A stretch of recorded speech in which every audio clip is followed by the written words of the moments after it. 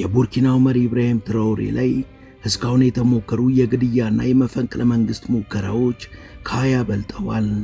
ያዳቆነ ሰይጣን ሳያቀስ አይለቅም ብለው አበው እንደተረቱትም ከነዚህ በርካታ የግድያና የመፈንቅለ መንግስት ሙከራዎች ውስጥም በአብዛኞቹ ላይ ከፈረንሳውያኑ ጋር በመመሳጠር 113 የቡርኪና ፋሶ ዜጎች በቀጥታ ተሳታፊ እንደነበሩ ተረጋግጧል።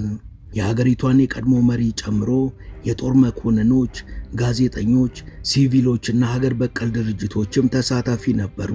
ይህን ተከትሎም ስደት ላይ ያለውን የቀድሞ መሪን ጨምሮ ውጭ ካሉት በስተቀር ሀገር ውስጥ ያሉት በሙሉ ተይዘው ወደ ከርቸሌ ተወርውረዋል። የዜና እንደተሰማም የቡርኪና ፋሶ ሕዝብ ቁጣው ገንፍሏል። መንግስት ቢለቃችሁ እንኳን እኛ እንለቃችሁም በማለት ከሃዲዎቹ ላይ ዝቷል።